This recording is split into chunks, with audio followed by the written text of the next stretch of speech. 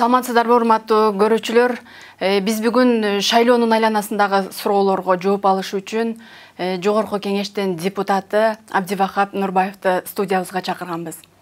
Абдивахап мырза, саламатсызбы? Саламатсыз. Сизге алгачкы эле суроо мындай да. 2 күн мурун сиз Атамекен партиясы менен шайлоого бара турганыңызды жар салдыңыз. Негизи эле бул альянсты тандап алууңузга эмне себеп болду?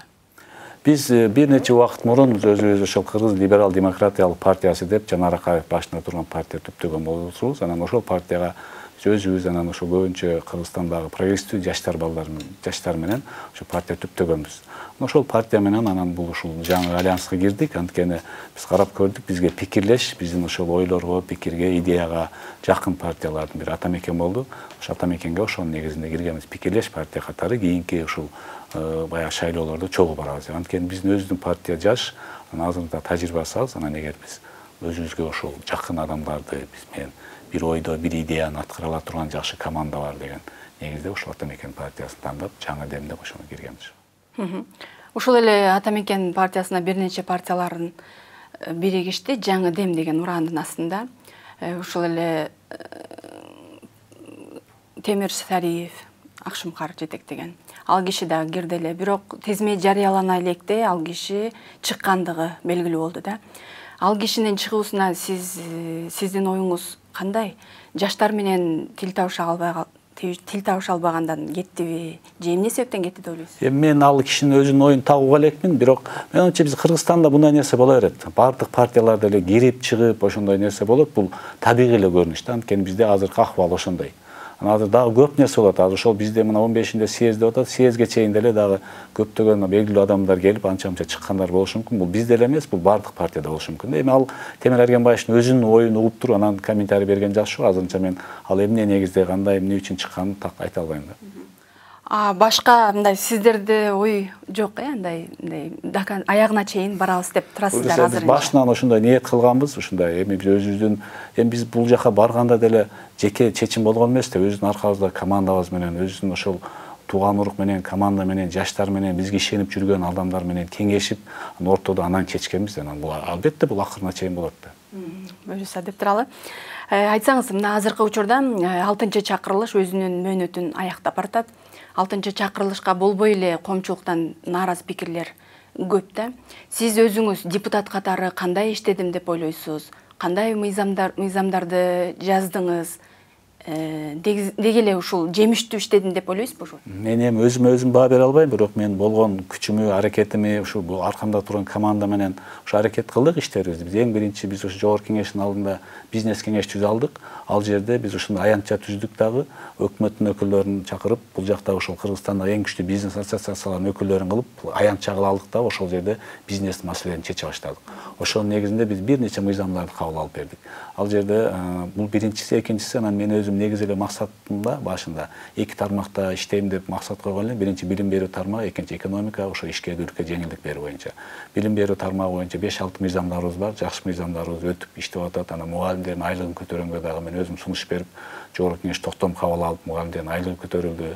Андан сырткары биз ошол 2003 жылдан бери сөз болуп кабыл алынбай аткан ачык асма саясатын кабыл алдык, ошол мыйзамды. Андан сырткары биз ушул жергиликтүү ушул региондорго, аймактарга өндүрүштү өнүктүрүү, ошол жактын жумуш орун түзүү боюнча мыйзам долбоорубуз кабыл алынды. Анан акыркы 2 жылда дагы мына Бишкек, Ош шаарларында аба булганганына байланыштуу оорлор көбөйө баштады. Буну эми азыр пневмония деп атат. Бул смог келсе кара күчөт дейт. Биз таза аба деген эмирген мыйзамдарыбыз бар эле.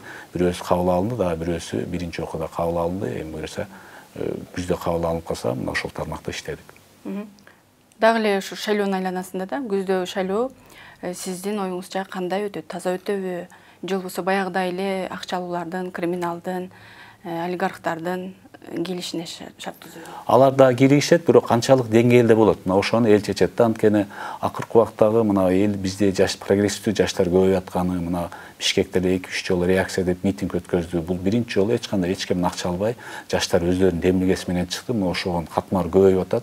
Мен ойлойм, бул бизге жакшы жактан үмүт берет, что таза ошо эл үчүн иштейм деген партияларга элдер ошо акча албай, башкабай, өзүнүн идеясы, өзүнүн ою менен, пикири менен ошо добуш берет деген үмүт бар да. Шайлоодо добуш сатууларды боюнча мыйзам долбоор бар эмеспи? Жаза жоопкерчиликке тартуу боюнча. Ушул мыйзам таза өтүшүнө дагы салым кошобу? Эми бул жерде бийлик, өкмөт канчалык деңгээлде иштейт? Эгер алар туура кылып таза туруп берсе жакшы. Эгер анан буну бийликтин өзүнүн партияларына колдонбой эле оппозиция колдонсо, бул кайра терс таасирин бериши мүмкүн да. Жана сиз айтып калдыңыз, партиядагы бизде алдыга жаштар тизилди депчи. Бул жаштардын келиши ушул ата мекендин болобу, иши партиялардын утуп келишине салымы барбы? Жаштар азыр азыр жаштарды колдойлу деген уран күч болот. Азыр эми мындай караганда эски саясатчылардын эл тажадык деп атпайбы? Мына 20-30 жылдан бери жүрөсүңөр, эч нерсе кыла албадыңар. Бир таза жаңыча ойлонгон, өнүккөн мамлекеттердин тарыхын билген, ошол жактан кичине тажрыйба алып келген жаштар келсе экен бизге да, анткени бизге ошо Грузиянын, Саакашвилинин башкасын элдер көрүп атпайбы барычы. Мен ойлойм, албетте сөзсүз булар элдер мындай каалоо бар коомчулукта, мына ошолор келсе мен ойлойм жакшы бир өзгөртүү кыла алат. Анткени бизде 50 жаштан өткөн эски саясатчылар бар эле, Советтер Союзундагы баягы ой пикир менен, башка менен дагы эле түшүнүктөр менен жакшы өнүгө албай атабыз да. Саясатта жүрөсүз, ушул кесиптештериңиз дагы кайсы бир партияларга кирип, бийликчил партиялар болобу.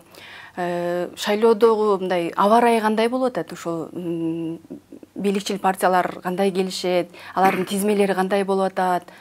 Оппозициялык партиялардын утуп келишинин шансы канчалык?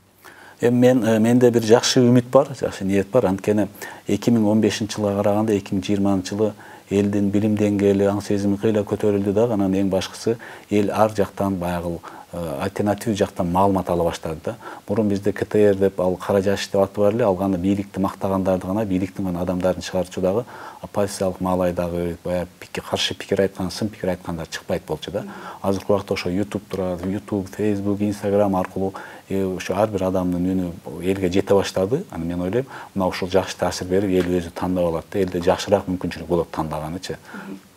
Быйыл деген жылдагыдан башка шайлоолордон айырмаланып, эл аралап, шайлоочулар менен жолугуп, агитация жүргүзүп, ошондой кичине мындай чектелди окшойт, Пандемия шартынан улам соцсеттерге басым кылып.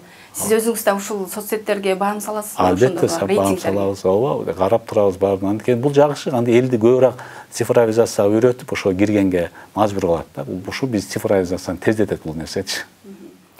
Шайлоого азырынча эмес, деги эле 44 партия бара турган болду. Ал партиялардын марага канча партия чыгат деп ойлойсуз, жана кимдери чыгат деп ойлойсуз? Мен ойлойм 5 же 6 партия чыгышы мүмкүн. Эми башкаларды айта албайм, бирок ата мекендин чыгышы мен ойлойм өтө жакшы шансы бар. Элдин алдына колдоо дагы бар да. Буга менде өзүмдө ички дүйнө менен ишеним бар да. Ата мекен буюрса бир жакшы ош менен келип, элге 5 жылда жакшы кызмат кылып бере алат деген. Негизи ушул болчу суроолорубуз. Сизге чоң рахмат студиябызга келип бергениңизге.